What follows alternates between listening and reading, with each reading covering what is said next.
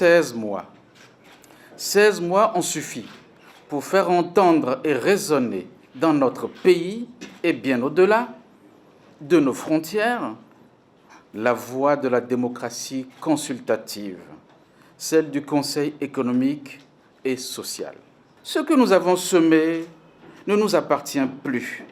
Cela appartient désormais à l'institution et à travers elle, au peuple béninois. Aujourd'hui, un citoyen prend le relais, et pas n'importe lequel. Un homme dont le parcours parle pour lui, ministre des Finances de notre pays, directeur du département Afrique du Fonds monétaire international, président de la Banque ouest africaine de développement, ministre d'État chargé du développement, artisan des grands chantiers qui transforment notre pays, président de parti, rompu à l'exigence du rassemblement et du dialogue. Un tel parcours de nos terroirs aux hautes sphères de la finance internationale n'apportera pas seulement son expérience à notre institution, il apportera un regard éclairé à nos réflexions et de la sagesse à notre décision. Monsieur le Président, le témoin que je vous remets n'est pas un fardeau. C'est une espérance. Portez-la avec rigueur de ceux qui servent et l'humilité de ceux qui écoutent. Quant à nous, nous ne partons pas. Nous demeurons ce que nous avons toujours été, des serviteurs de la République. Merci. Merci à l'ancien président de la République du Bénin, le président Patrice Talon.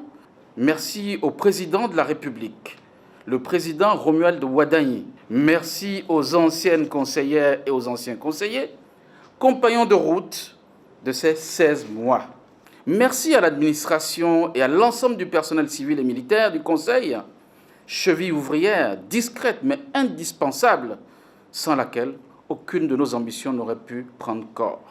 En ce jour où j'ai l'immense honneur d'être élu par mes pairs pour présider aux destinées du Conseil économique et social pour les 5 prochaines années, je veux d'abord exprimer ma profonde gratitude à son Excellence M. Romuald Wadagni, chef de l'État, chef du gouvernement, pour m'avoir fait l'honneur de me nommer dans ce Conseil. Je veux aussi saluer avec la plus vive déférence son Excellence le Président Patrice Talon. Il m'a accordé son précieux soutien lors de ma nomination comme conseiller au CES national. Je veux enfin rendre un hommage solennel aux anciens présidents du Conseil économique et social du Bénin, dont le travail a permis de pérenniser et d'affermir les acquis de notre institution. Je pense en particulier au président Conrad Baguidi à mes côtés ici et à l'ensemble des conseillers de la mandature de transition qui s'achève. Naguère menacé de disparition, le CES s'est, sous votre impulsion, Monsieur le Président, mué en une institution désormais indispensable à la vie de la nation.